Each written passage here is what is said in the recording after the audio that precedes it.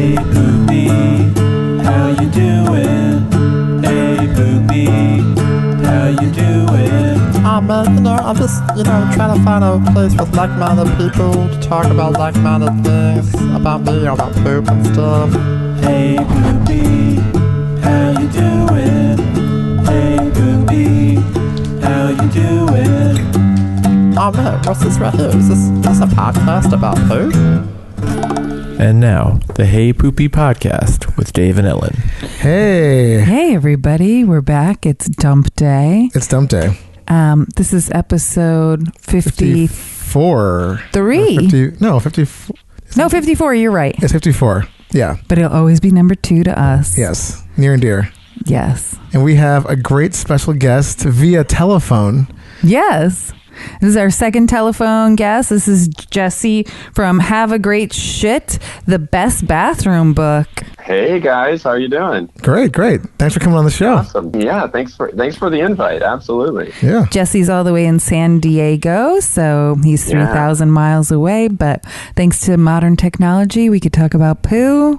We have the technology. In real time. Yeah. We're talking shit in real time. It's talking shit in real time all the way through the ethers. Yeah. The magic's happening right now. All right. Well, what's great about this is, too, since we go right into our, how your poop's been. Yeah. You already know about the Bristol stool chart. So, I do. Which is fantastic. I've kind of even come up with some variations on it for the book because I wanted to kind of make it a little bit original, and I had kind of a grading system in there and stuff. But as far as to answer the official clinical version, I'm in the 4, 5, 6 range lately. Oh. Okay. Yeah. So you're a little more looser. A little bit looser, yeah. So, and if I had to choose between the two, I think I'd err towards the looser than the harder, personally. Same here. Yeah. I'd rather it outs than staying in. Exactly. Yeah, but I'm definitely not in the 7s and rarely in the 6s. So more the 4s and 4 or 5s. Yeah. That's in pretty that normal. comfortable area. Yeah. Nice. How about you, Dave? I was just gonna say. Mine have. I don't think did I even go to the bathroom today? I think I did.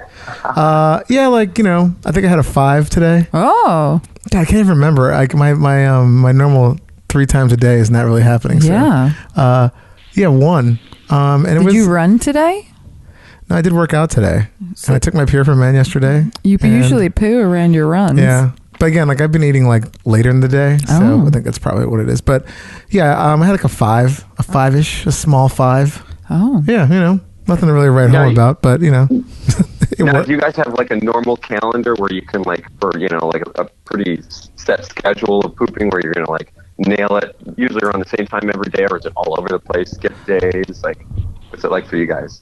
I am literally all over the place. Okay. My poo is never the same. Yesterday, actually, I was squeezed out this terrible 1-2 on the Bristol stool chart. Ooh. It was so painful, hard as a rock, did not want to leave my body. Oh. And then finally I was like, I'm so sick of these hard ass shits that I gave myself a suppository. And then I made a nice, pretty solid 3.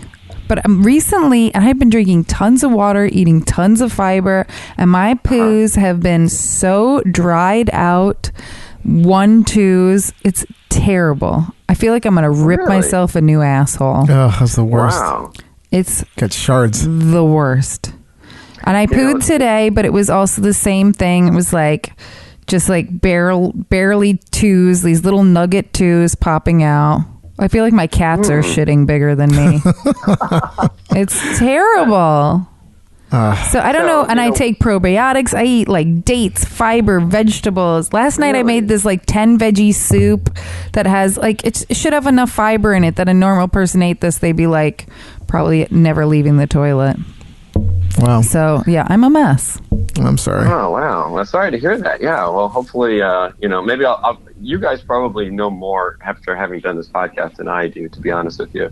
But I've done a lot of research on it, so I'll tell you, all the little things that I know, and maybe who knows, maybe that'll help cure your woes a little bit. So. Yeah, the one thing I have not been doing besides the fiber pills Pure for Men has psyllium husk in it. I just ordered online some actual like hardcore psyllium husk to like put it in the water and try that. But like I do flax oil, I do it all. Even your stool softeners aren't working? Well, okay, so this is what I think happened. I know this episode's going to come out in the beginning of February, so I got to take you guys back in a time machine. So before Thanksgiving, I was shitting like the beautiful fours constantly, not every day, but I was doing real well. Thanksgiving hit and I OD'd on gluten-free stuffing like it was going out of style. And that ever since then, it like binded me up and made me constipated. And so then I started the stool softeners, and I was taking the stool softeners for like a month straight, which then I read that my poops were good and then they were not so good. And then I read that the stool softeners could have been fucking me up because my body like adjusted to it. Right. It's and sort of became normalized it. dependent on it. So I weaned myself off the stool softeners, and now I'm just making these like rock hard shits. And I drink minimum 60 ounces of water a day, probably a lot more than that. And yeah, I'm not a happy camper over here. Wow. How about warm fluids? Are you doing that? Oh yeah, obviously. I do. I do herbal teas. In New York. Yeah. I do herbal teas. I do nano greens. I eat gluten free. I've been probiotics. Shit is right. Yeah, you're not. You're. Oh man, I'm so sorry. There's always every check-in. It's like a new drama. Yeah. It's never the same. No. Well, okay, so just to clarify to anybody listening to this, that I'm not a professional doctor or anything. I am a humorist first who did a lot of research, a shit ton of research on this. So I feel qualified to share some information, but I'm definitely not going to be like diagnosing people or anything like that. But so, just a little bit of research. And like I said, you probably have already heard a lot of the stuff that I've come across as well, is, medications are usually a big one. Oh, so yeah. So medications, that's one to look out for. And then just general stress. Like, life is it's so stressful for everybody. I think I have irritable bowel syndrome. I think, and I do believe in the stress and the mind-body connection, but I also think that, I don't know how many of our episodes you listened to, Jesse, but I had Lyme disease. I was diagnosed a year and a half ago, and I was on 9 months of antibiotics, and that just screwed up my whole system. So I think even since I was a kid, my poos have been all over the place. But I do think a lot of it is mind-body stress connection. And sure. So, and living life, you can't completely live stress-free. So, no, it's absolutely true. It's absolutely true. Yeah. But before we go completely diving into your book, Jesse, tell us a little bit about yourself. Well, I'm a photographer and a graphic artist living here in San Diego. That's what we both do. We're both photographers. Yeah. I saw that, and that's really cool. I love the pictures, by the way. Those are really cool. Thank you. So just do that as for fun, and I also do electronic music. So I'm part of the electronic music scene here in San Diego, which is really robust, and have a lot of fun with that. And then a couple of years ago, I just had this crazy idea.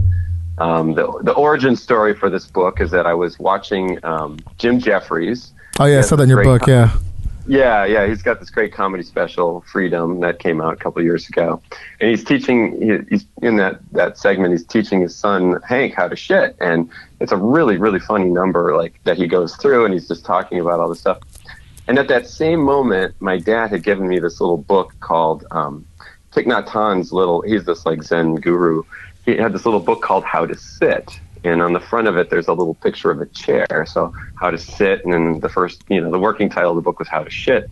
So I'm just sitting there thinking, oh, that would be really funny. And then I was thinking, instead of if you Google it, you can see his book has the back of a chair on the front. And I said, well, wouldn't it be funny if it was a toilet lid instead of a back of a chair? So it's kind of a spoof. Nice, I like it. I just started doing a little bit of research, and of course I'm a Virgo, so I don't do just a little bit of research. I get really analytical, and I start compartmentalizing stuff, and then before you knew it, I'm like, wow, this really could be something interesting. then I basically started, thinking about, what other books are out there. So I did some research, and, the most popular one is What's Your Poo Telling? That's real, everyone seems to have a copy of that book. And I liked the book, but it wasn't like linear enough for me. It wasn't like prescriptive enough in the sense that like had really good information, but it was kind of a scattering of it throughout the book. And I kind of wanted to at that point I had amassed so much information that I thought I need to present this in a little bit more of a linear way. Right. So I kind of had to make that choice of putting in, because I like the poo telling you format, and that you can just pick it up and start reading it anywhere, and it'll probably only be a page or two. So, but my book is almost like a chapter book, like, you're going to get a bookmark kind of thing, and like, go through it that way, linear. But yeah, we went to I think they all. I'm sorry, I didn't mean to cut you off. Yeah. So, any feedback, like I said, I just put it out there in the first of the year. So I'm definitely, obviously when you get positive feedback from your friends, you can only like take that so much. Gotcha. But, so I'm definitely looking to get more, but you're also, we're not necessarily friends quite yet, but you're talking to some biased motherfuckers here. That's like right in our wheelhouse. So, No, it's absolutely true. And like thinking ahead to like coming on this show, I'm like, oh, I finally get to talk like openly about this with my people, so to speak. 'Cause it's like, most of your my peers, friends that give me a little bit of an odd look. They're like, oh, that's kind of cool, but like, we're not going to go into lots of details with it. We've had a couple professionals on the podcast that were like, thank you so much. This is the first time I've actually been able to like just talk about this and nobody's judging me or being weird or grossed out about it. And we're like, we're jokes. here. Yeah, we're here for you. I've been kind of like using the idea of like, let's break the poo taboo. Like, and so the idea with this book and the way that it has its kind of like place is that, you set it in your bathroom, your guests are going to find it, they're going to start laughing, and they're going to come out and you have a conversation about it. Yes. And then you can like start helping each other and say, oh, I found out about this, or I heard this, or there's this podcast, that kind of stuff. And, it's not to say like we're going to be bringing it up all the time, but having it as something like, ooh, don't talk about it at all. Like, whenever that comes up in society, I was thinking, come on, let's get through that a little bit. Let's grow up a little bit here. Yeah, no, totally. I had a woman, a friend of mine who is in my running group last night, talk to me about how she had hyperthyroidism, and because of it, it had fucked up her whole pooping schedule. She was only going to the bathroom like once a week. Oh. And her doctor's like, how long has that been going on? She's like, since forever. And then she had so much, she had so much impacted shit that it was like just, she had to go to the hospital one night because it was just like so painful. And they're like, oh, you have this thing. So they've diagnosed it, and now, but she's still going like, she doesn't go too often, but they've kind of regulated it. Ugh. But again, she's like, you have this podcast, and it's so like interesting, like, that people talk about this stuff now. Cause like, it's like when she was younger, she's like, oh my God, I never would think to bring this up.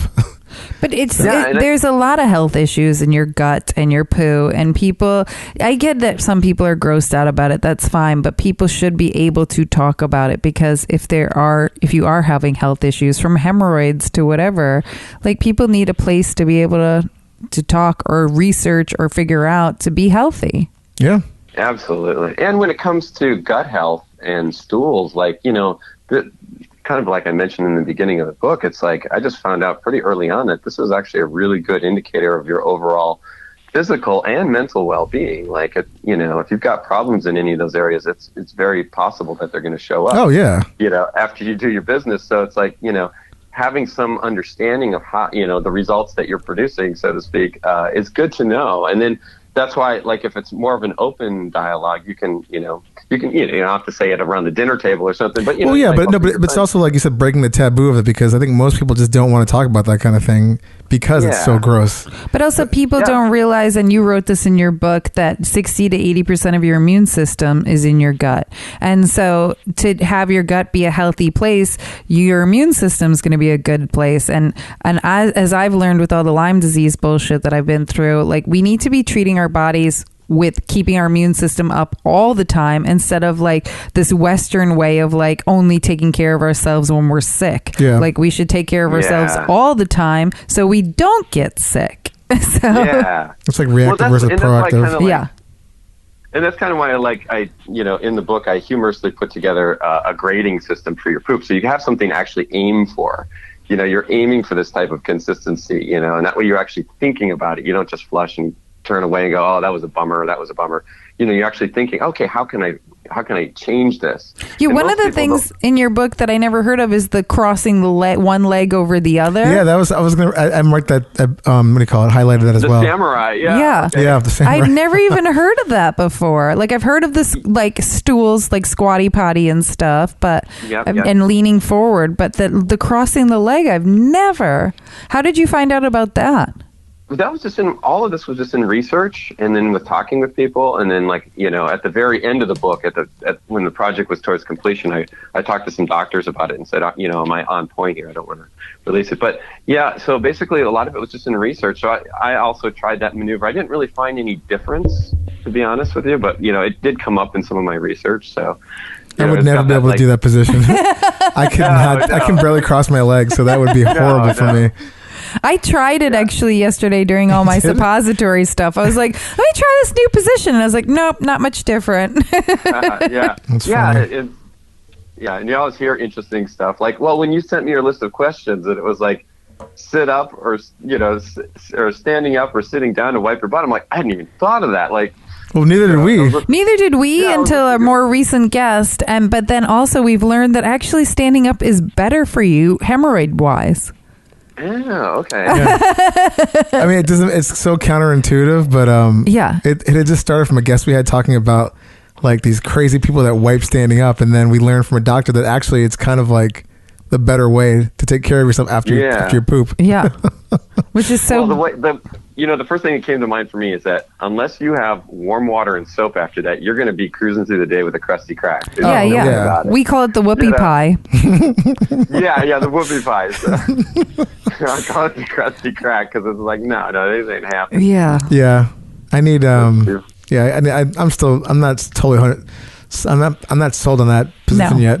But the idea is, and like, I really, really do enjoy your book, but I don't think it's a bathroom book only because we shouldn't be sitting there, sitting on the toilet, looking at our phones, looking at anything. You're supposed to poo and get up and get absolutely. out. Only because that's really bad for hemorrhoids. So your book could be outside, like, of the bathroom while you're waiting to go in or something. Or just put some pull quotes and then, like, just paste it on the wall in front of the toilet. Yeah, exactly. Well, and I chart. mentioned that in the book. I said, because I for exactly that reason, it's like, I have a thing on there, no loitering, because you're supposed to go. And I said, don't read the book in the bathroom. It's like, you're just supposed to have it as a reminder. But absolutely. And that's why I said it is a little bit more of a, like a, get out your bookmark kind of thing and actually sit down and read it. Yeah. But, There's a lot of... Good to bring that up. There's a lot of great tips and stuff in there. So I'm excited about that you made it, and thanks for sharing it with us. Yeah. It's fantastic. Yeah, it was just so many fascinating things, and it was just like I said, I just couldn't stop researching it. I was learning so much, and then by the time I was done, I had all the sections and chapters, and it was like, okay, this, and then I had some fun illustrating it, of course, that's just my humorous style. So. Yeah. No, it was great. I mean, the fact that you did all this research is pretty awesome too. Yeah. How long did it take you to put this book together? It was about 6 months. 6 months of real intensive, just like, 2 hours a day kind of thing. Just lots of research, talking to people and that kind of thing. And it was just fun. Like I said, just organizing everything. And it just the rabbit hole just kept going deeper and deeper. And there's a lot of things I couldn't cover in the book that, the book would have been twice as big. I could have gone into old people and, potty training kids. Oh, yeah. And, yeah. It's like endless stuff, Yeah, it's an endless topic. So I try to keep it, somewhat surface. So, I don't like to have a whole chapter on diarrhea per se when I go into detail about it, but I mention it. I mention ways to prevent it. I have a couple of ideas in there. And then just as I did, if somebody's really having issues with it, they should really talk to their doctor. Oh, yeah. Obviously. Of course. Maybe do some, if it's not life-threatening, maybe do some poking around on the internet as I did. Yeah. You might find some different solutions or listen to your podcast. Yeah. I mean, in the year we've been doing this, we've learned so much. It's found a lot of insane. info. I know. But I was talking about old people's poop. I just saw my proctologist recently, and I was telling her that I want her to come on the podcast. And I was like, yeah, because people have these great shitting their pants stories. And she goes, nobody should be shitting their pants. Like, when it comes to old people shitting their pants, we actually now can put pacemakers in to make sure they don't shit their pants. And I was like, oh, I'm getting one of those when I get old. Yeah, for sure. And you know what? Like, the technology. Wow. I figure another, like, by the time I get old enough, I'm going to need that. It's going to be even better. Yeah, exactly. Actually, one of my favorite things you wrote in your bathroom terms section was a thunderbox for the bath. I was laughing so hard. I'm like, I've never heard that one, thunderbox. I want to use that one for now on. I'm heading to the thunderbox. Fun part. Oh, that's so good. Was the fun parts are right. Yeah, like, well, and that's the thing too. I had to be a little selective on what to put in there. So the first part of the book is very, very much, in the medical domain as far as like, how the body works and ways to like sit and things like that. But then obviously in the second half, or the last third of the book is about poop jokes and terms and stuff like that. And I had just as much fun writing that. In fact, the shit terms, that one just came to me recently. I recently met a friend from Japan, and she was like really like wanting to learn all these cool terms in English. And we were having all this fun, and I was teaching all this stuff. And she was actually learning from a class as well. But they weren't covering, they were covering the real, the grammatical stuff. And she wanted conversational. And she said, so what are some words that, you would use in conversation that they're not going to teach me in class? And one day it just occurred to me, I'm like, well, you need to know about the word shit. And then I knew about this video. You guys have probably seen it. This Ismo, this Finnish comedian guy. Oh, I don't know him. It's the funniest little clip. If Google Ismo, ISMO. I think I know who you're talking about. Yeah, he talks about the whole thing about. No shit. Yes. Shit. I mean, it's just hilarious. I have seen that dude.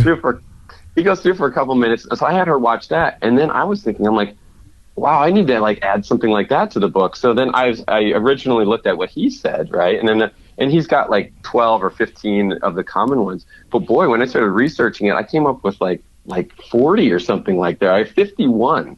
I think that. Wow. Yeah, in chapter 8 with talking shit with your positive expressions. And then I had to like break them up. So I broke it up like by positive expressions, mixed expressions, and then negative expressions. So like up shit creek, is obviously going to be different than shooting the shit. Like there was so many of them that I just had so much. Yeah, it's so crazy. Like it reminds me of my father has this book at home. It's like a whole dictionary of slang and like the origins of different types of words and how they evolved. And it's kind of similar to that, like where it just tells you like how different words can have a negative connotation or a positive reinforcement. But it's just so hilarious, like the whole history of like that, of like each word, like like shit was in there, of course. But I thought also having that stuff at the end of the book was a nice little palate cleanse. After like the jokes and yeah. It's kind of like a nice landing. Absolutely. And that's the thing too, is like, I kind of really wanted to do something where it was kind of a laugh and learn, if you will, like, I think it's more fun to learn stuff when it's in a comedic and talking kind of like a little tongue in cheek. And I love puns and alliterations. And so I just try to fill the book. I try to talk like plainly with people and make it so that it was funny. Cause I don't like, looking at dry text. Well, it's also, you don't have to be too clinical. And it's, again, like it's the subject of shit. It's just, you kind of want to keep it as fun as possible. And like funny is always better when you're, dealing with that kind of stuff. Yeah, we learned that with this podcast. Like at first we were like, let's just talk about people about their pooping their pants stories. And then it's morphed into this actual like educational thing. And we were like, and then we just changed our slogan to laughing and learning everything but, because nice. We're learning literally everything what the butt does. Yeah. So. Well, I feel like I was on the same trajectory as you did. I thought it was just going to be this funny little guide, if you will. Like everyone knows how to shit. So I'll put a book out there called How to Shit. But then, like I said, when I started researching, I was like, wow, this is fascinating. And we don't talk about this, and, and start talking to other people. And the thing that I find is that once people are comfortable and feel safe to talk about it, then it's actually really kind of cathartic to like, share your stories. And it's obviously, there's a lot of room for laughter and stuff like that, but it's also a great space for people to share like tips and things. And so that's why like having it either in your book collection or in the bathroom, so somebody can look at it and go, oh my God, this is funny. Now it's something we have a mutual understanding that we can talk about it and it's not taboo. Yeah. Yeah. And it's also like, but don't get me wrong, I love a little taboo because it keeps it funny. Okay. You don't want to be too like mainstream. You want it to be a little bit no, a little cheeky. Well, Well, and one of the things too that I hadn't really thought about is that, like, for some people they get I know that there's a technical term for it, but they're really scared to like have other people know that they shit, so they go days. They won't shit at home. They won't shit in front of their partners. They won't shit anywhere unless they're completely alone. And then they have these really gnarly constipation issues. We did a story about a girl. They're so afraid. It's like, so I mentioned that in the book. I'm like, resist the urge to resist the urge, as I put it, because it's just like, it's just like it's okay. Everybody shits, like that book. We did a story a while back about a woman. I think she was in England somewhere she basically was like had a whole phobia with like shitting, and she was holding it in so much that I think at one point, like, she was so impacted, like she almost like lost a limb because it was like just butting up against like nerve endings and blood. And it was just really bad, cutting off circulation. And I mean, like didn't we have a picture of the photograph? X-ray? The X-ray was ridiculous. It looks like a cinder block of shit inside of her. So wow. And she just it's just awful. And again, it's probably something happened. Someone probably made fun of her once when she was a kid and just sort of stuck with her. And then like now she's like, I don't shit. Yeah. Which is like the worst thing you could possibly do. Yeah, absolutely. So pooping is like literally my favorite thing of the day. It keeps me going. It keeps me like wanting to live. So I want to poop. Yeah, it feels good. So much better afterwards, right? Yeah. Oh, for sure. It's like that release is just like the best thing ever. Yeah, and giving people the tools to do it better. I'm all about that, Yeah. Ooh. Nice. Yeah. We have sound effects on this show. Absolutely. One of my other favorite things in your book was because I'm dying to interview somebody who's actually pooed in space, and like you broke down the whole space toilet, which is like the zero gravity shit is so interesting to me on so many levels. Yeah, that was one of my highlights as well. Like I want a toilet. I'm like, whoa. And I've seen pictures of them. It looks like insane. Yeah. But like I'm dying to know even what it's like to fart in zero gravity. Like where does that fart go? Anything in zero gravity. Yeah. But yeah, shitting would be. No, shitting and farting just seems like top on my list of things I want to know. Interesting. Yeah, I haven't thought about it. Well, in towards the end of the book, when I put in my interesting shit section, I mentioned that the gut can do its business obviously without the brain, which is kind of interesting, but it also can do it upside down. So in zero gravity, you'd have a situation where gravity wouldn't necessarily matter. So I think the feeling as it traveled through you and all the mechanics of it would probably be the same. It's just like the actual getting it into the canister. That would probably be the interesting part. Well, yeah. It's like, it's just a big vacuum cleaner essentially. Yeah. Like, so it's like a weird, like sort of like meta thing. Like when you see those space shuttles go into dock to a space station, like you're docking into the toilet. Like, it's like literally, it's like you have to fit, like you said, that little like sort of hole they got to get it into too. Yeah. So if you miss that, mess. That's crazy. So you don't need your turds floating around you. Yeah, I don't want to see that. Absolutely. You also wrote about how, which I think this is so important for people to know, that your poop is 75% water. The solid mass consists of 30% dead bacteria, 10% fats, and 10% inorganic material, and 2% protein. And like that's something that people don't know. People just think you eat food and you shit it out, but you don't realize that when you're metabolizing it and doing all the things you need to do to be like a living human being, because we use food as fuel. We need oxygen, we need water, we need food but you don't realize like what is a turd actually when it leaves the body. What is that material?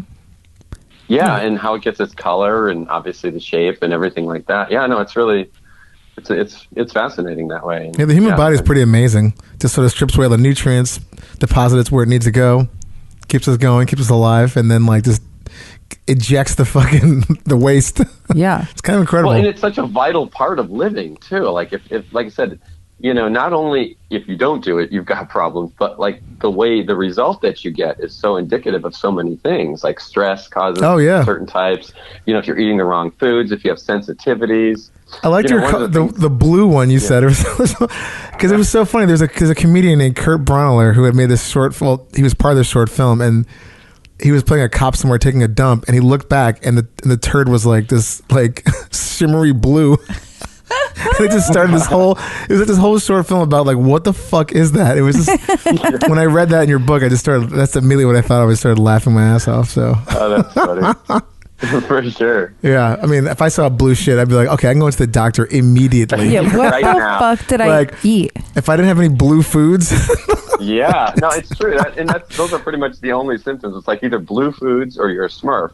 Yeah, Like, if you're not one of those two things. Exactly. If you mean you're pretty much something's going on bad. We had a guest on the podcast, Autumn, who went to this Smurf, actually like amusement park, and she ate blue Smurf ice cream, and her mom shit blue later that day. Oh, are you serious? Yeah. Hilarious. So listen to that episode. You got people. a combo, blue food, and she was a Smurf for a day. She was, so yes. That's awesome. But if that happened after just going to like a normal like restaurant, then yeah, you got some problems. Yeah, it's like the beet shit. Like when you eat beets, you know you're gonna your shit's gonna be red. I always forget too. Yeah, but it's sometimes very alarming because you're like, oh my god, I think I'm dying. You know, like because you're red poop.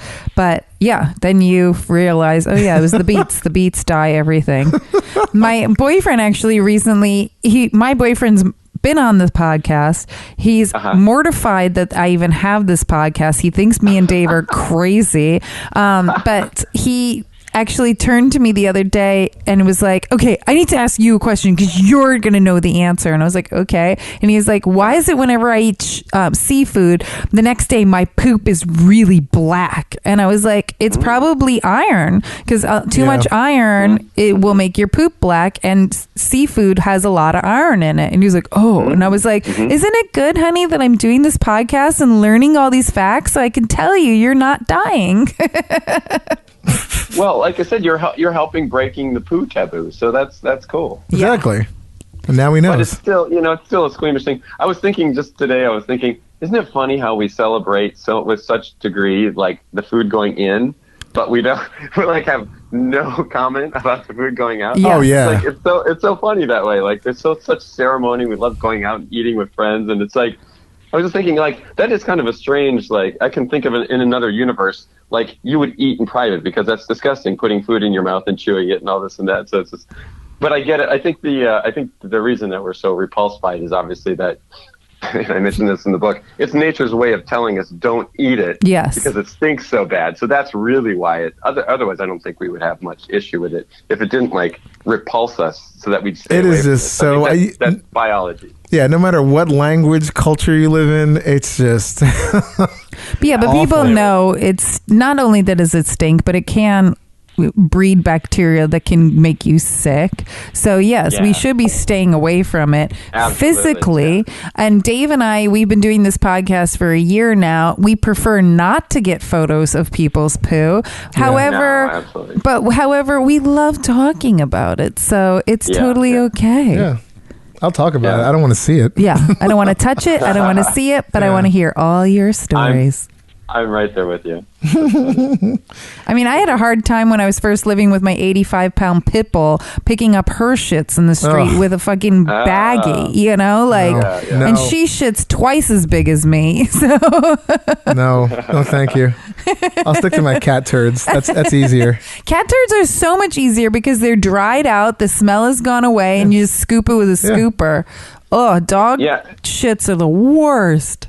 Ugh. Oh man. Yeah, that's pretty bad. That's why I don't have a dog. Oh, I love my dog. I just don't want to look at her poo. Yeah. Oh my God. So are you planning on publishing the book like as a hardcover too as well, or is this going to stick it like I wanted to kind of gauge the response a little bit. Like I said, I just launched it at the beginning of the year. So I was just going to kind of see, how it was and if it made sense to coordinate doing a hardcover version of it. Cool. Because that you got to print way ahead of time and have. That's a whole nother whole other pile, like a bag of worms. So I'm just kind of, getting it out there and seeing what people's response is. And right now it's easy to make little changes to it here and there. Right. I haven't really needed to because I showed it to a lot of people, a lot of nurses and doctors already. So I got a lot of feedback. Oh, excellent. But, talking on your show and talking to other people now that it's out there, it's, I still come across new things and I might still add some pieces into it. Cool. So I'll probably let it sit for a little while. One suggestion I can say for you to add in is your plunger chapter, we learned from an actual plumber that an auger is the best thing. An auger. Yes. Yeah, it's like a toilet snake. Yeah, it's a snake for your toilet, and that the plunger actually ruins the wax seal that connects your toilet to the floor, and so an auger is actually the best thing to help a clogged toilet.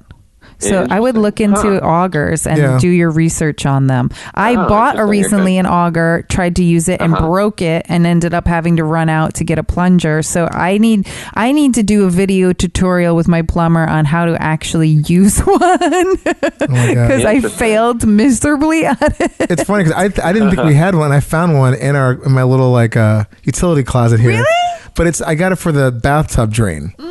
So I think it's going to be a little too small for the toilet because they have like specific the heads at the end of the toilet snakes are a little bit different. But it's basically you just drag the thing out and you just sort of snake it, and because it's like in the water already, you can just kind of shake it around and it cleans it off, and you just stow that flush away. the clean water over it. So I'm looking at it. So I'll say this is very interesting. I haven't seen one of these. Now I've seen it, and I've actually used like the toilet snake where it's got you can put like 30 feet of line into the toilet. But this is interesting. No, I did not come across this. Yeah, because apparently the theory being that when you use the plunger, as you're plunging down, it's actually like pushing out the ring, like it's blowing out. Yeah. And then eventually, it's not going to happen if you do it like here and there. But if you're doing it consistently over time, it sort of dries it out and cracks it out, and the next thing you know, your toilet's leaking. Yeah. So it's something you should toilet hemorrhoids. No, exactly. So that was something that we got from a professional. Yes. A tip. Interesting. It looks like a whip. Like yeah. That's pretty funny. It's also cool. It's great because the augers go farther down. They can snake around the coils of the pipes. So if there's something down there you can't get, kind of helps. And for aesthetics, I'm thinking like, where would you store this? Because that's they are pretty big, especially if you live in a smaller apartment. Yeah. See, I'm wondering if you get like a auger bag. To the shower, Yeah, hang it in the shower. Oh. I think like maybe like under the sink, have like an area, maybe something with like a bag. No, they're like 3 feet tall. See, that's the ones I've seen on Amazon. The ones you're talking about, but I've seen like the sort of like pro user ones. Yeah. Like the one I have is like tiny. Oh, it is? I've seen ones that are similar to the one I have that's got like a different kind of head on it though. Oh. So it's just like, it's not the one that I got that I broke was tall, but it was, I also got, there's like a $30 one and I got like the $5 one. Oh. That one I think it's quite like broke. The one I have has a little like sort of handle on it. Oh. And it's like a little black housing that it fits in. Oh. So you unfurl it. And you put it in into a drain, and then like you just sort of like go back and forth with it, and then when you're done with it, you just like coil it back in. With the I've handle. seen those before. Yes. And so I think they have other ones similar to that. So it's got its own thing in it. So you can kind of keep that like somewhere, like maybe behind the toilet or something. Or I think we need like a whole auger like. How to? Yeah, how to section. Which ones are good? Which ones are bad? Like we got to bring Commodore, my plumber, back on and just go through them all. Yeah. Clog up some toilets and get them in here. Yeah. I like that idea. That's great. Fantastic. That's great. Jesse, let's ask you some of our questions. Okay. What kind of toilet paper do you like, and do you do over or under? Well, I'm an over guy. I just, I'm wondering if the over-under thing, and I haven't done a large enough sample size to know if this is like a male-female issue, or if it's like, if there's guys, if it's equally split who likes the over or the under. But I think across the board, it's just like most people are over. We did a whole episode on it. Yeah, and, listen to our episode 3. We did an entire episode and did some research. Okay. And there's been like, we didn't cover it totally, but there's been like tons of papers about this stuff. Like people dug deep on the whole over under thing. Yeah, we did a whole study. There's like studies on social economical. It seems like older white men prefer under versus more millennials like over. And actually rich people prefer over and people who are poor prefer under. Yeah, there's like socioeconomic like lines. It's pretty interesting. Yeah. But but again, if you to generalize like across, I think I would say like 98% or maybe a little less than that, or like 90% prefer over. So okay, I'm an under guy, but you know. To each their. I mean, I even read in your book, to each their own. And I used to be one of those assholes who's an over person, and I'd switch Dave's when I come to his bathroom. But I have learned to be respectful of people's choices. I mean, I don't care. I would just switch it back if I even noticed it. That's a little passive aggressive. Oh, super passive aggressive. Oh no, I am that asshole. It's okay. I admit it. We've had guests on that do the same thing, so it's not just Ellen's not the only one. But I've had friends who know me because of the podcast, and they'll go into my house and switch it to under, not because it's their preference, just to fuck with me. So yeah, I love that. That's kind of funny. Good. Yeah, let's ask them some questions. And then what's your brand? The brand is Trader Joe's. Oh, I like that one a lot. Yeah. I like that one because it's recycled. It's not too soft. It's not too hard. Yeah. It's a good brand. I like that one as well. I just feel like I always, we just wind up going to back to Scott. But yeah, Trader Joe's is pretty good. The bamboo, I think, that's obviously, Ellen's got a whole bamboo. I did a year subscription of bamboo, and it's been, and we have bidets, so the bamboo I feel like is just strong enough to soak up the water of the bidet. Okay. Yeah. Do you have because I talk about bidets somewhat extensively in the book. Do you have a separate fixture or no? The snap-on. Yeah, we both have that. Yeah. Yeah. Interesting. Yeah. Do you have the musical accompaniment? No. We have the more inexpensive ones. Yeah, we don't have the super there was other ones that are kind of a little bit more deluxe. Yeah, my boyfriend bought me the bio bidet, but I need to hire somebody to actually install it because there's a lot going on with that, and I think that one has musical accompaniment. Yeah. Angie's List. Ooh. A friend of mine has a Toto. Yeah, I'm sorry, I didn't mean to cut you off. No. Well, I was just going to say, the ones in Japan that I've actually used those. They have the heated seats. Oh yeah, the Toto. Yeah, the Toto, and everything's automatic. They're pretty cool. My friend has one. Mid-range ones. A friend of mine's got one. But she was telling me she's got a snap-on, it's just a top part. Oh. So and it's Toto? Yeah, that's what she said. So, and she loves it. Cool. So I'll have to investigate that too.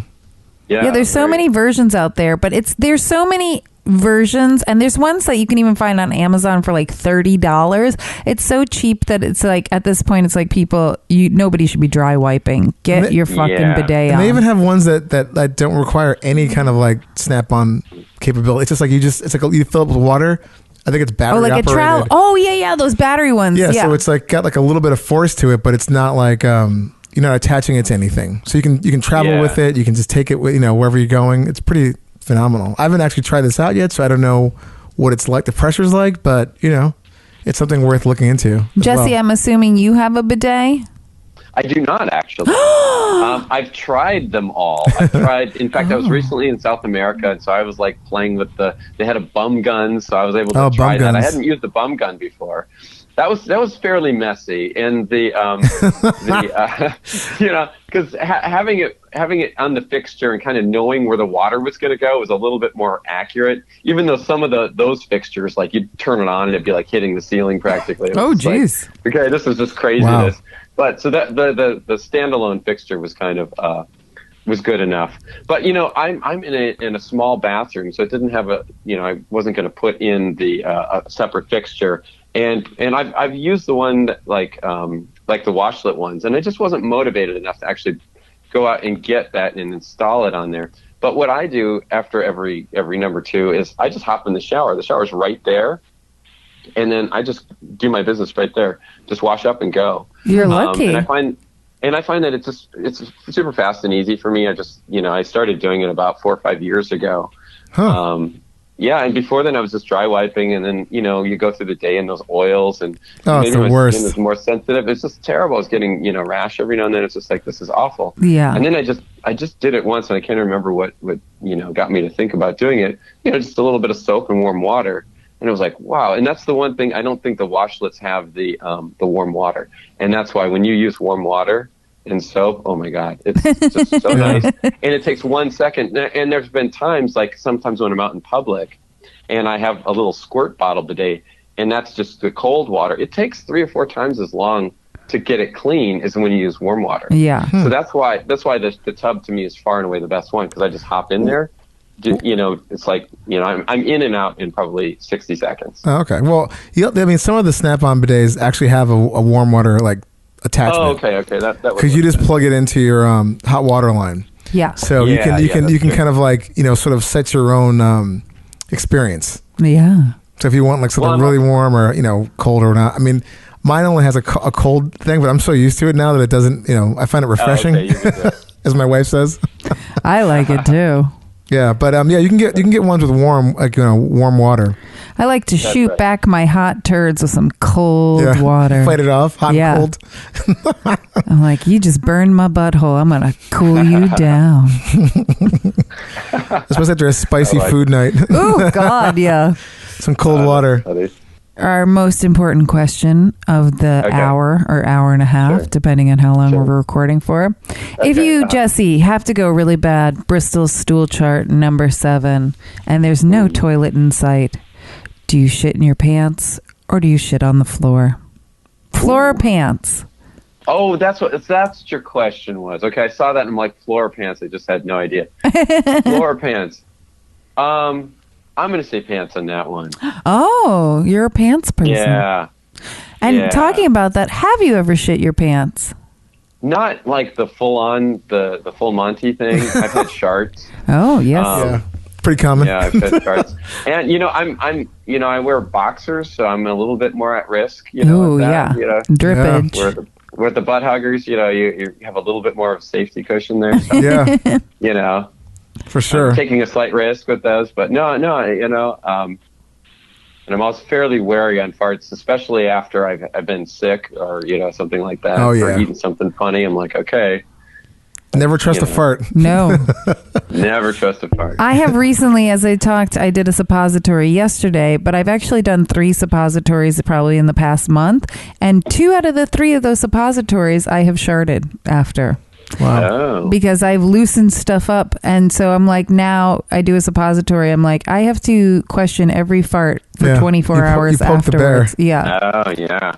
Definitely. I let those floodgates go. Ooh. There you go. Yeah, you don't want one of those. That's just like bad news. That's funny. Do you have any first memories of being a kid about poops or farts? Well, it's funny. I don't actually remember this, but my dad told me about it recently. I've always known about this story, and I asked him even today. I was like, "Got to tell me the story about the time that I shit behind the couch when I was 2," and then I denied it. Denied it, of course. He asked me about it, and then I denied it. and it's funny because he was telling me, he's like, "Well, I think you were doing that as a rebellion." Because they were taking me to daycare at that time and dropping me off, and it was kind of like one of those things where I was like being defiant or something like that. Like, I'm a pretty agreeable kid, but so it sounds out of my character to have done that, but that's what he remembeed, so it probably happened. That's so funny. Yeah, he's like, I can see that. He's like, and pets do that. Yeah, my cat does that. Yeah. Yeah. Well, when you ask your cat about it, it doesn't deny it. Are you an only child, firstborn? Do you have siblings? Only kid. Okay. I always think of that as like a first child or only kid thing that they will. Okay. Because I feel like the parents are beginning the potty training. It's not just potty training the kid, but the parent is getting used to what to do to potty train. And so I think a lot of like our anal issues, so to speak, Freudian anal issues come from firstborn or only child. So yes, I could totally see you were like, fuck you, I'm shitting behind the couch. But the fact that you denied it is even funnier. That's the best. I didn't do that. I don't know who did that. And do you have any other products that you love to use while you're doing number 2? Well, I bought a, at home, it's just warm water and soap and a little bit of toilet paper, and that's it. That's all I need, from start to finish on the pot and then cleaning up. And, but when I travel, I have a little, a neti. It's a little portable 4-ounce squeeze bottle that I always carry with me. Nice. And so when I travel or if I'm out of the house and I know I'm going to be going for, then I'll usually throw that in my pocket because it collapses down. And then that way I can get a nice clean effect if I'm in a public restroom when I'm traveling. So yeah, we both have our little travel bidets as well. Yes. They're great. Interesting. So Are they the ones with the long neck that comes out? It's not that long. It just like flips up. It almost looks like a collapsible water bottle. But Yeah, it's like kind of rubberized, and like you just sort of like okay. you just unscrew it, and it just Yeah. it and works it has great. 3 teeny tiny holes, so it just squirts out enough water, and That's so it right. can hit your I remember hiney. coming across all those because I had to buy one in the end, and I ended up using the Netty one. It had an angle to it, and I liked how small it was. Yeah. Yeah, like when it collapses down, it's tiny. I mean, the ones we have are like small. That's so. cool. That's cool. Yeah. I actually just went to an outlet mall, and I was not planning on buying a new purse, but I saw that this one store was having a humongous sale. It was 70% off, then an extra 20% off. And I was like, you're basically giving me this for free. Yeah. Might as well go in and see. So I bought myself a new purse, but before deciding on which of the 3 bags I was interested in, I literally unpacked my current purse and made sure my travel bidet fit in the new purse. You're like, because wait. that was the most important thing for me. I was like, unless my wallet, travel bidet, and a couple other things fit in, then I know it's perfect. Yeah. Yeah. Well, and since we're on the subject of bidet and like pooping out in the world, going public as I call it, I'm curious. Do you guys use the wet wipes or the moist towelettes as they are with? We used to. I mean, I know my wife and we used to big time, especially when we traveled. I mean, I will bring them just in case, like if we're like way out somewhere, like out in the wild. But for the most part, no, I mean, I don't use them at home anymore. But I will bring them, on certain occasions, depending where we're going. I used to always keep some in my purse, and now I don't. I only have the travel bidet, but I do keep them in my house because they are wonderful for wiping up cum. Okay. So post-coital, I think wet wipes are great for that. And I have 3 pets, 2 cats and a dog. Sometimes a wet wipe is great when your pet has done something terrible and you want to clean them really quickly. But I don't nearly use them as much now that I have the bidet action. And we've learned that wet wipes are so bad for your hiney hole on so many levels. So Yeah, so it strips away like the natural juices, if you will, Yeah. of the lining. Absolutely. So That's been my experience, and that's why you guys sound like you're natural converts to the water. So I was curious. And then recently, But my conversion has only started from this podcast. Oh, really? Okay. Yeah. So it's only been a year. yeah, we just stopped using it. I mean, basically, we stopped as soon as we got our bidet. We stopped using it, and that was a while ago before the podcast. But we just, it just seemed like we were just kind of like just throwing this stuff away, and also the whole Fatberg thing. It ruins, exactly. it wrecks the municipalities are kind of like getting worked over because these things aren't breaking down like the way they're supposed to. Yeah. And they all say flushable, but none of them are. It's not. Yeah. So, And then there's some people like my boyfriend who, if he's like at a hotel, he refuses to throw. He'll use a wet wipe, but he refuses to throw it away in the garbage because he's like, I don't want to see that. And he flushes it. And I'm like, you are going to fuck up this hotel's like sewer system. Like, you can't do that.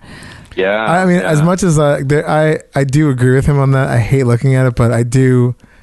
We were on vacation in Puerto Rico, and I had there was a whole thing. You couldn't flush any paper. Yeah. Like nothing, not even toilet paper. So a couple of times I was just like, you know what? I was a little drunk. I'm like, fuck it. I'm flushing this. Yeah. But yeah, for the most part, I tried. You're such a rebel. I know, right? And I'm doing that. And I did it one day. Yeah. I didn't actually throw it away. But so I'm imagining everybody that visits that goes to that place is just abusing the shit out of that sewer system. Yeah. So that's funny. But yeah, I'm off wet wipes. I mean, again, I'll bring them just in case for who knows. Actually, I bring them when I go running. If I do a lot of races. Ellen got me some wet wipes actually for a little gift because the porta potty situation there is horrific. Yeah. So you wipe your hands up with that stuff. It's great.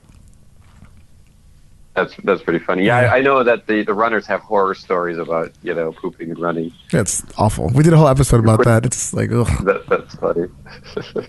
Yeah, exercise gets it going. Yeah, like your book said, it does get it going. I know exercise is good for you. It gets your bowels active. Yeah. Yeah. Yeah, that's what I mean. There. If you're constipated, the 3 important things is fiber, water, exercise. So Yeah. Yeah. Absolutely. And, you know, like in my research, I thought it was really interesting, too, that like alcohol and caffeine turned up as diuretics. Yeah. And so, you know, being really aware of that helped me to like change some of my things, because like, you know, in the research that I was doing, it was saying that like some alcohol, sometimes, you know, you'll pee out 4 times as much as you drank. So you think you're drinking like a beer, and actually you'll end up, you know, peeing out 2 or 3 beers worth. And then that's what makes your, you know, hangovers worse. But then also it dries you out. Yeah. It makes you constipated. I used to, though, in my 20s, think that a night of drinking lots of tequila was the only way I could shit. So Interesting. That was Ellen's research. it was my lubricant back then. Well, your mileage may vary, of course. Yes. Like, you know, and coffee is technically a diuretic, so it should be dehydrating you. But for a lot of people, it works wonders Yeah. to go in the morning. Yes. Yeah, I don't drink coffee, but I can imagine. I've Yeah. heard that a million times from people, so. One of the funny things that gets me going is just sitting at my desk to start work. Within 15 minutes of just, I think like there's like some psychological thing that my body's like, oh, we're going to be here for a while. Let's do a huge dump. Yeah. It's the craziest. Oh my God. Yeah. Now, are you guys private shitters at work, or do you just like let it go? Are you trying to find that quiet stall, or you don't? I haven't. I mean, we both freelance, or we work from home, or you know, Okay. where he takes us. But when I do work in an office, or when I did work in an office, I'd always have like a spot I'd go to. I am a public pooper where I will poop anywhere in public if I have to go. And I'm one of those people, like, if I feel the urge, I'm not going to like try to hold that stuff in. If it wants to come out, it wants to come out. And so I do usually try to find a stall if it's a bigger bathroom at Target or something that's like away from other people. But then I might be in there for a while, so people are going to hear me. Shit's going to happen.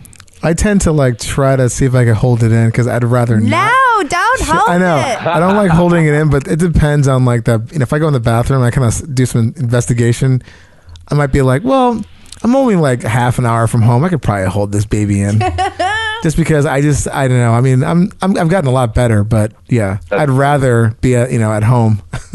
Well, I'm probably in between you guys then. Like if it comes on strong, and then I'll do that. And then if I can wait, sometimes I'll stall it. Like if I can find what I call a safe house in like 5 minutes, that's a little bit, you know, less traffic, then I'll make that 5-minute detour. Yeah, no, I mean if it's like, look, if it's gonna come out, I'm like, I don't care, I'll just do it. Yeah, but, yeah, exactly. Like if I know I can kind of like, you know, if I have the willpower, I could probably wait till I get home.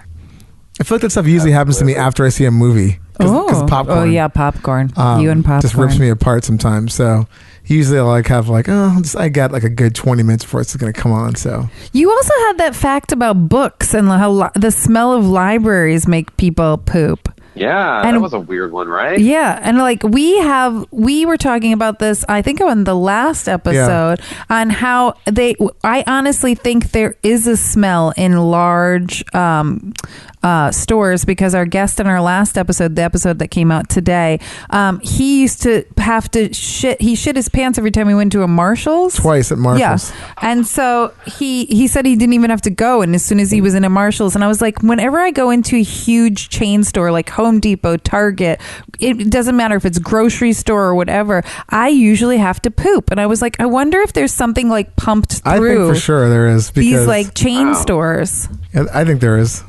Yeah, 100%. That's fascinating. Wow. Okay, I hadn't heard that one before. Some kind of scent. I'm not 100% on it, but I know there's something going on there. Like, I'm not the only one. Yeah. Yeah. That's the conspiracy anyway I'm going with. Yeah. Until it finally comes out. Yeah. So I got a question for you. So have you guys been in situations without toilet paper? Yes. I want to say workaround. I don't know. I mean, I'm trying to remember. I'm thinking really hard here. I'm sure I've been in situations where I've gotten to the bathroom stall, and it's like, oh my God, there's like, you know, a scant, there's like a tiny bit of TP left, and I don't know. I just sort of like, I don't know. I just pull her pants up and because I'm a girl and I do a lot more stuff with toilet paper than a man does. I have been in many situations, so I always try to keep tissues in my purse at all times. Okay. I have used the toilet seat cover. So sometimes there will be like a public place where they'll be out of toilet paper, but they'll have the toilet seat cover, which is very uncomfortable. I've done that. Yeah. But if worse comes to worse, and I know this is disgusting, but I will just use my hand, and this is just for tinkle, use my hand and then come out and wash them very thoroughly. Yeah. But I can't drip dry in my undies. Are we talking like full just giant dump and then no TP, or is it like an average sized poop? Well, Like I'm just kind of curious what, because in the book I try to go through all the different like scenarios, like what you could use, from everything from like using the actual toilet paper tube, which is obviously extremely abrasive. I was cracking up about that.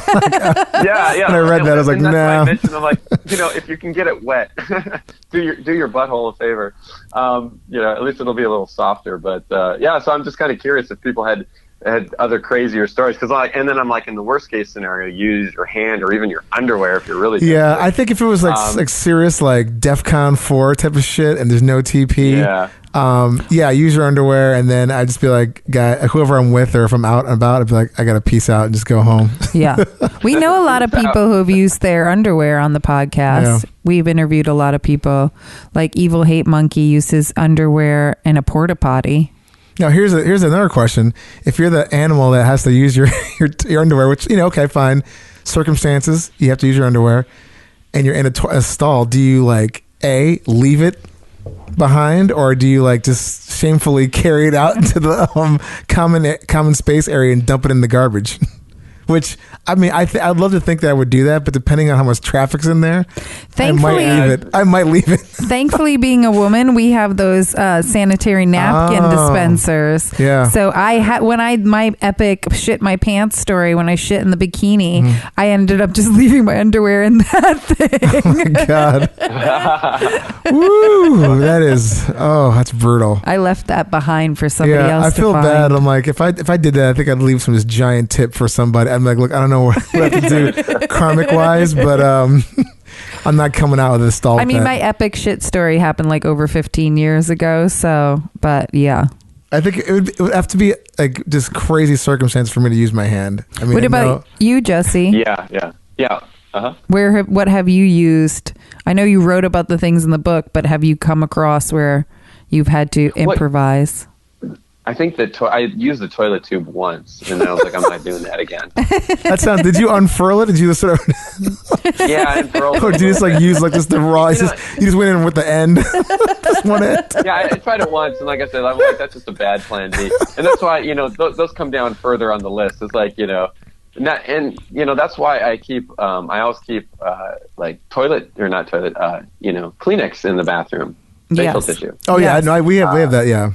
Yeah, just for those emergency types of things. But see, I think that unless it was really bad, I'd probably just clench it and then go to another bathroom, another stall, and look for a plan B. That's I mentioned that as a tactic too. I've definitely done that more often.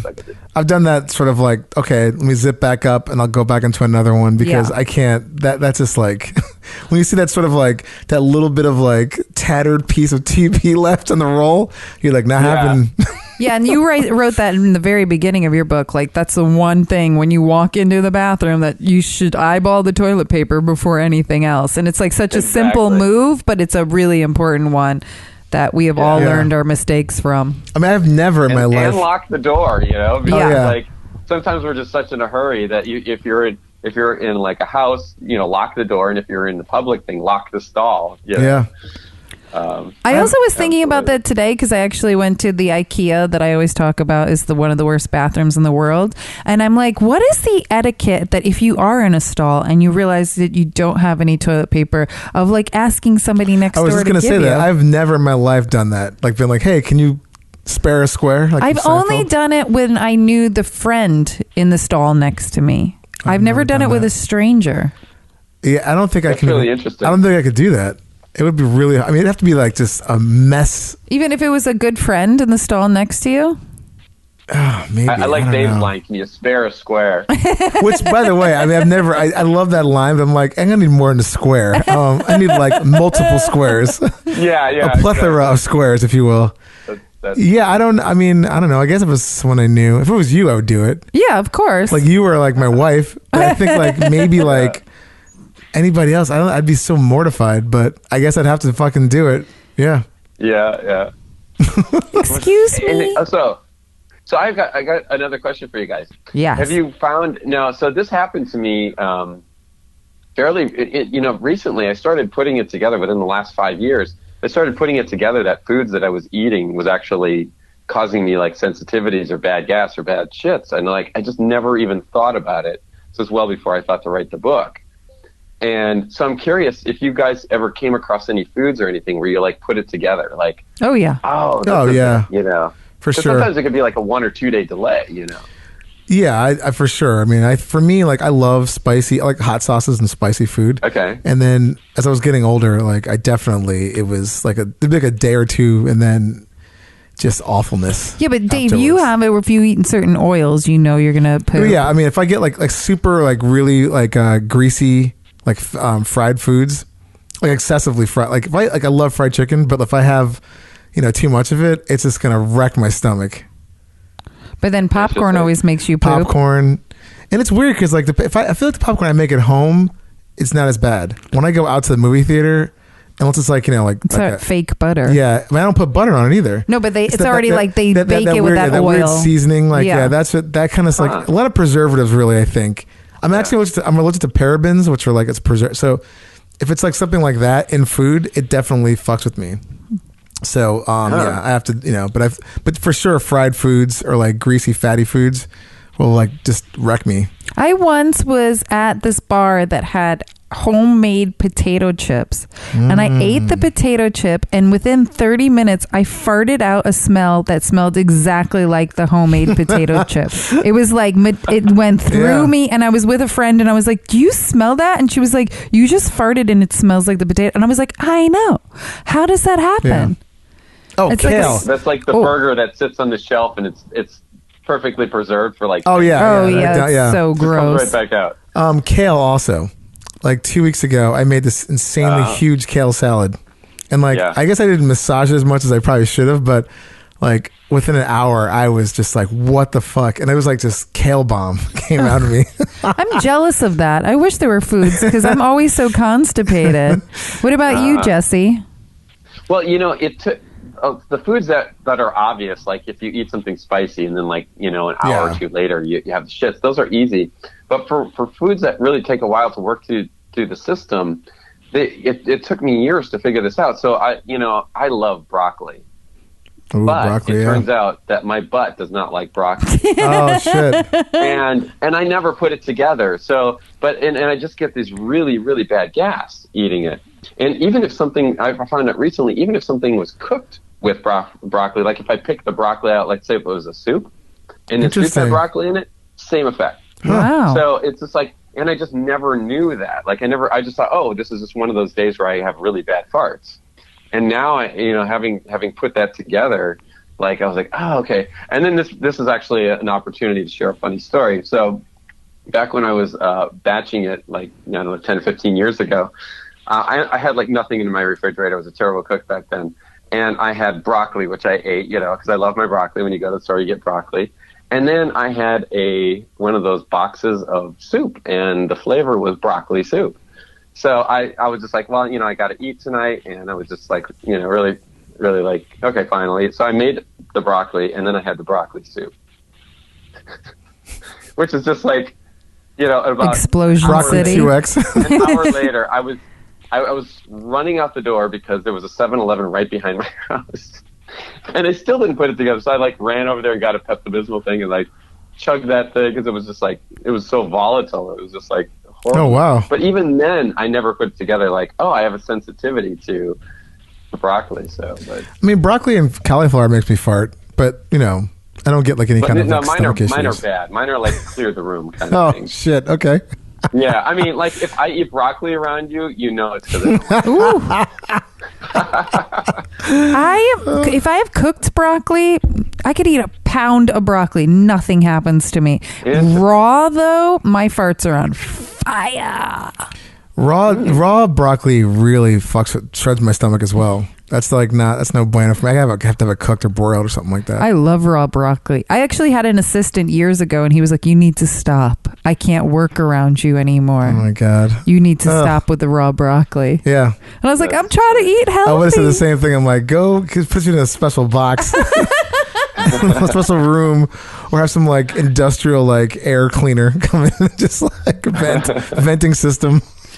And Jesse, I just learned a couple months ago about the, it's called a sunchoke. Have you had those? They're like a root vegetable, and it kind of tastes like an artichoke, but it looks like ginger almost. But you can roast them, and they're delicious. They're called sunchokes or an Israeli choke. But I was Googling it and to see like what's the nutritional value of these, and they are nicknamed the farty choke because they give people terrible gas. And literally 30 minutes after I ate like a bunch of roasted sunchokes, I was setting the world on fire with my ass. Like melting paint, everything. So yeah. Yeah, try some sunchokes out, Jesse. Yeah. I just wrote it down. I'm definitely going to look into that. That's nice. Interesting. Yeah.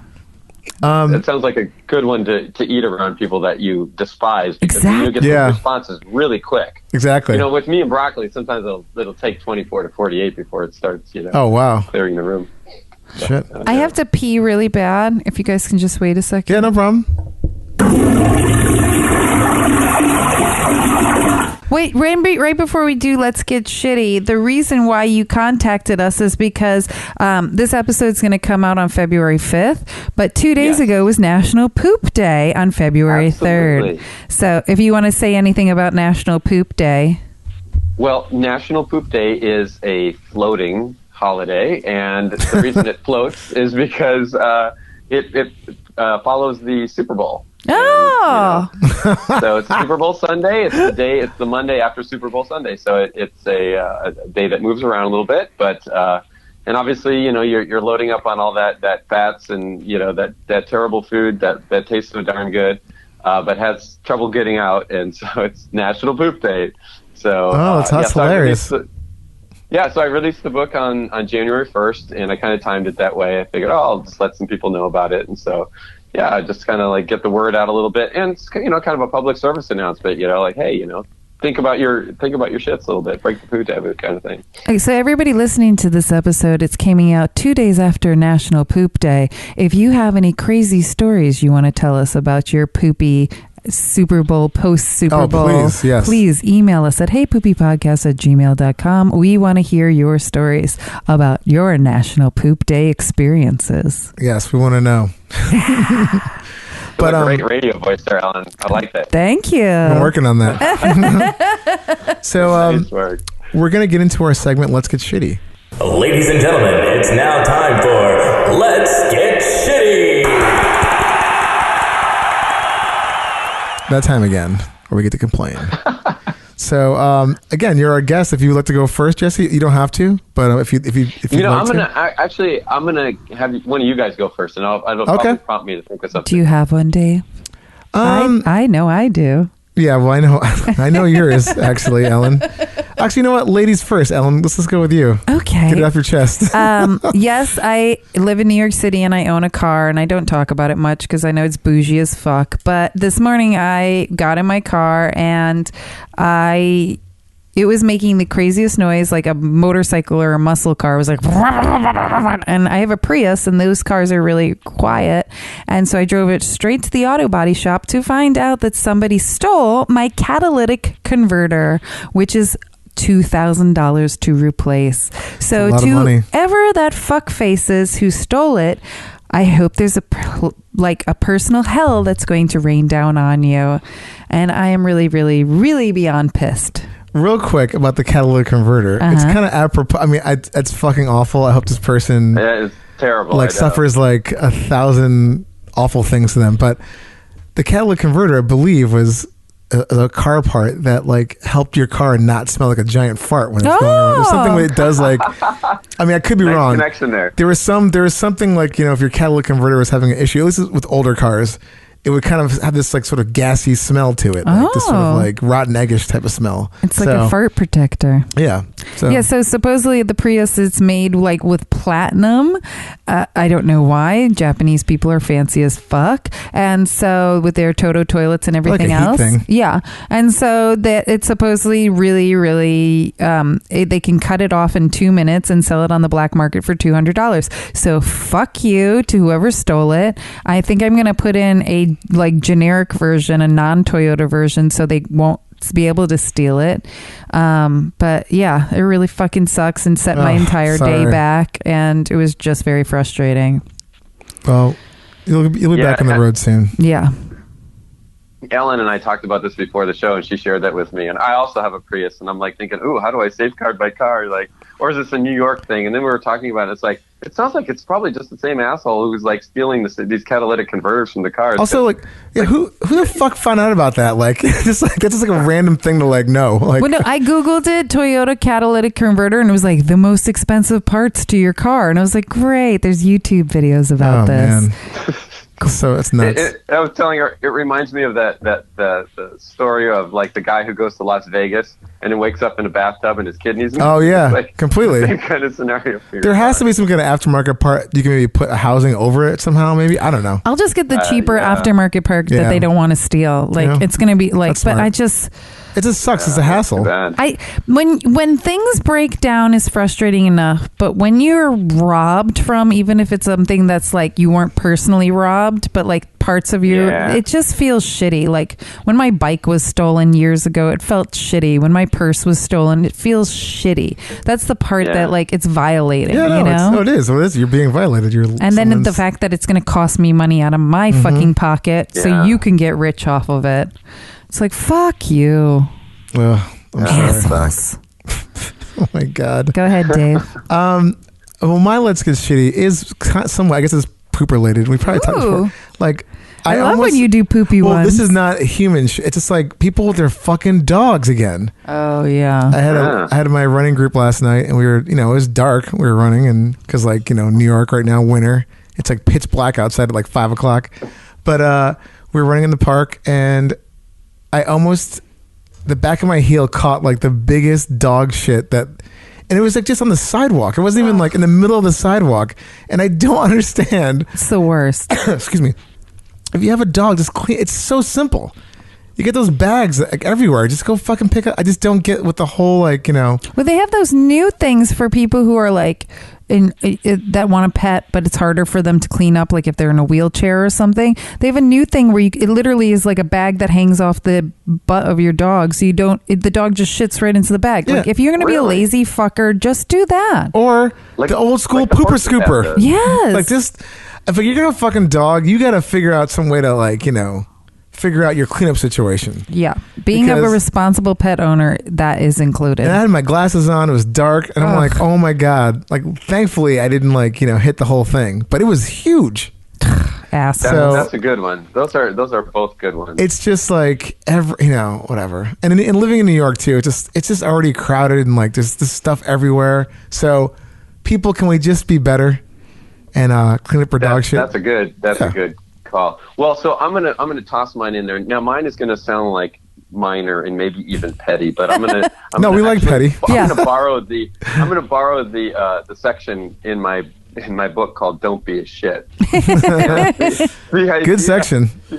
Yeah, and the idea is that like we need to have some reverence for the bathroom because it's provided to us for free most of the time. You go to other countries and you got to spend a few dollars or something to use the bathroom because it's you have to upkeep it. So it's like we just take it for granted that bathrooms are free here, and I think people they're more likely to scrawl stuff on that you have this nice.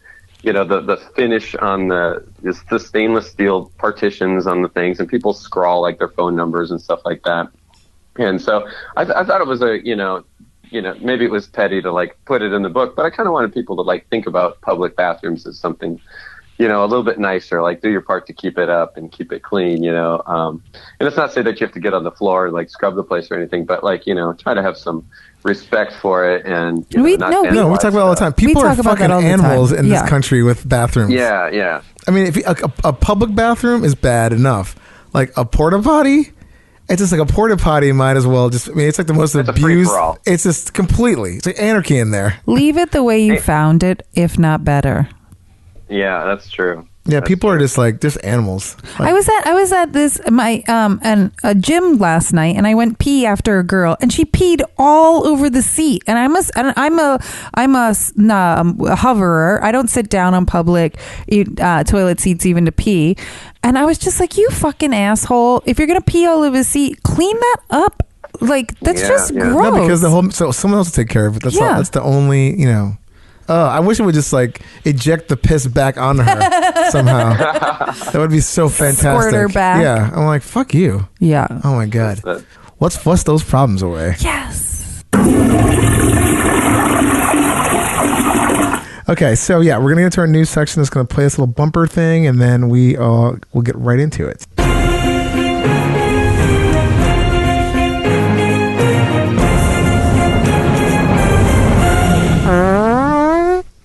All right, so some news for y'all. So this whole article, I saw this on Facebook of all places. Oh. It's actually a real article, so it's not fake. But a friend news. posted it, and it was a study talking about. Basically, it just says that it takes 1.7 days to poop out a Lego. Whoa! So Amanda Kuser at CNET reports that doctors associated with the medical blog don't forget the bubbles, which I want to follow now because it's a whole medical blog. But basically, this was actually, to be upfront, this was done, it's a small sample size study they did, a little fun before the holidays, basically. It's before Christmas, Thanksgiving, that they wanted to see like how long it would take to get like a little Lego head figurine to pass through an adult. Wow. So who's the person who swallowed this? Well, they had a bunch of people, adults, not kids. I should also preface by saying this was not done for children. Okay. The people were saying they were doing this. It was a small sample size of people. The study was questionable because the value was only for an adult population. It was not done for children swallowing bits of toys. This is just for, like, again, a scientific sort of like fun, let's see what we can find kind of thing. Which is hilarious in itself. They're just like having people swallow Lego parts. But they had some people like actually take a decapitated Lego head, swallow it, and there was each participant kept a 3-day stool log, rating their bowel movements using a stool hardness and transit score, which aptly is called SHAT. Which now I want to use that as like our for this fucking podcast, which is so fucking funny. Which is why this is not really like a scientific study. That's definitely a backronym. You've heard of acronyms. That's a backronym. That's where they're like, you want to use the word SHAT. So completely. Like that's exactly what this is. That's just why it makes it so fucking funny. But the stool hardness and transit score. So a person with a higher SHAT score had a looser and more frequent bowel movement, meaning the smiley little piece, the little Lego head, may have come out quicker. Oh. So that makes sense.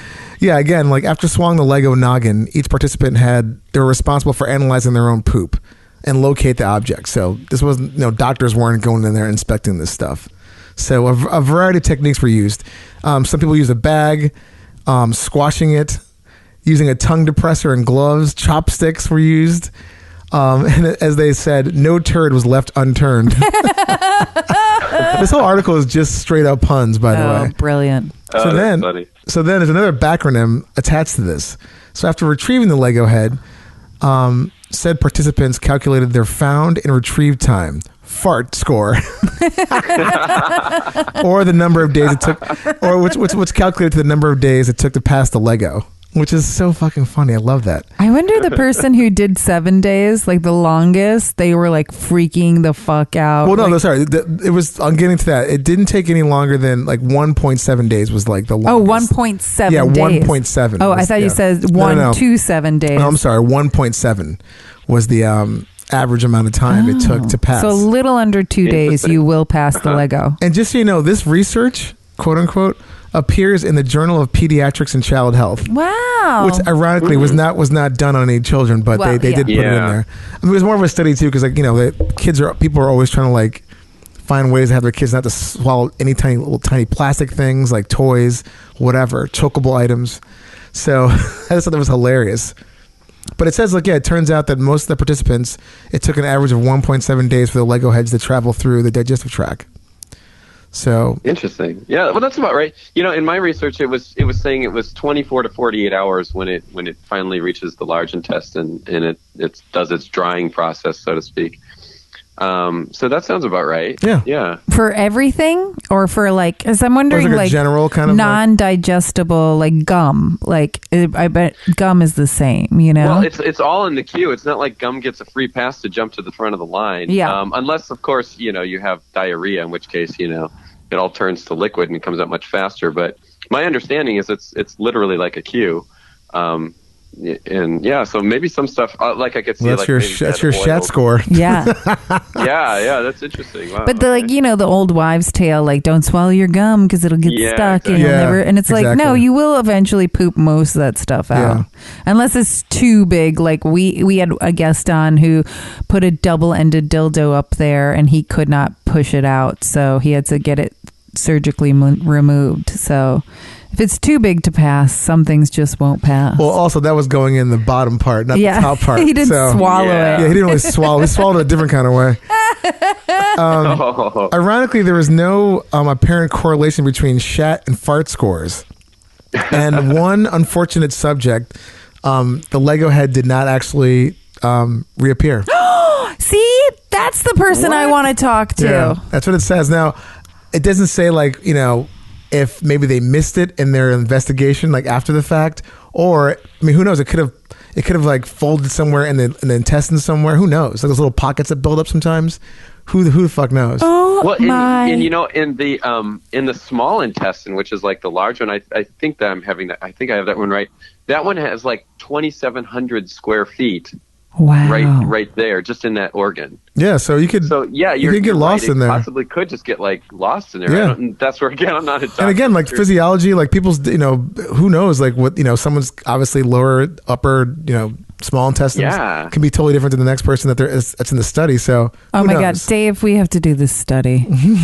I know you're passing that Lego head way before me. Maybe that'd be hilarious if you passed it before me. It would never happen. You never know. Who knows? That is funny. What if it gets stuck in me? Oh, that would not be good. That would not. I'd have a nervous breakdown. That would really not be good. Oh my God. One part on the team, the person that did this study was mentioning that it'd be kind of funny if years from now, some gastroenterologist was doing a colonoscopy, and then they look in, they see a little smiling face. They're like, "What the fuck is this thing?" Good news is you don't have cancer. Bad news, we found a smiling face. Exactly. Here. You like Legos? Well, makes you think what else they'd find in here. Exactly. So I thought it was shit that you ate as a 4-year-old that you totally paying attention to.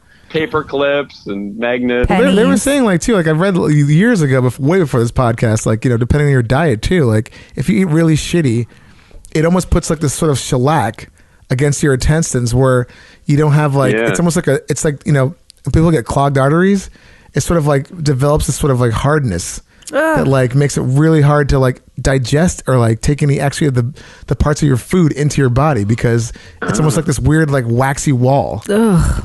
That makes it hard to penetrate nutrients. So that's someone who's eating a really shitty diet, this really poor diet. But that's extreme cases. It makes me want to go get a colonic. Yeah. Well, that's a lot of stuff just washes that stuff out, chips it away at it. But I thought the Lego story was a pretty funny story. That is a good one. That was a good one. I saw that. I'm we had to do it. It was I saw it at 2:00 today. So amazing. Yeah, it was really funny. But with that awesome story, Jesse, thank you so much for being on the show. Yes, Jesse, tell us where people can find. Yeah, please. And let Ellen was saying, where can we find you? And where can people buy the book? Well, haveagreatshit.com. I have a website where you can actually download and read the first full chapter, which I think has a lot of the most beneficial information in it. And then hopefully if you liked what you read, you go out and buy the book so that you can have it laying around your house or on the coffee table. It'd be, it's written in such a way that pretty much anyone who picks up the book within about 15 or 20 seconds starts laughing. So it's kind of a good way to segue into that kind of conversation to break the poo taboo a little bit. But yeah, that's on there. I got some pictures of it, and then it's obviously available on Amazon as for the Kindle and as an ebook. So fantastic! I did not want to repeat them, but the jokes at the end are worth buying the book for. The jokes were really fun. They're really good, people. You got some good fart and poop jokes in there, so please. It's a well-researched book, well-written. Keep them coming. I want more. So, and you guys probably. If you're soliciting good jokes on your podcast, keep them coming. I want to fill that section even more in future editions. So, I don't know. Anyone listening, are you on Instagram or anything, or I got Twitter? Instagram #HaveAGreatShit. I just started posting some stuff as the first of the year, and just having some fun. The guy who Jim Jeffries, I got a picture with him recently. Oh, excellent! I saw him after the show.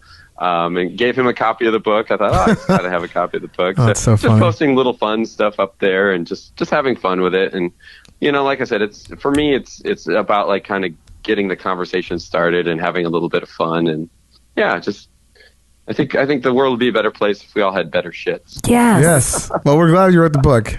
And we're really happy you're on the show. So great fun. Thanks for being on, Jesse. Talk to you guys all soon. Yeah. Happy pooping and toot toot toot. Happy pooping. All right. Have a great shit. Take care. Yeah. Hey everybody, thank you for listening to Hey Poopy with Dave and Ellen. You can listen to us on platforms like iTunes, Google Play, SoundCloud, Spotify, Stitcher, and even YouTube. Subscribe and rate and review and tell all your friends about us. For more info about Hey Poopy, go to heypoopypodcast.com. You'll find great links on our merch. We have some really cool merch, by the way. Shirts, mugs, cards, bags, all kinds of things. If you have any questions, product reviews you would like us to do, just general emails, we just want to say hello. Email us at heypoopypodcast@gmail.com. And you can also go on Instagram and check us out there at Hey Poopy Podcast.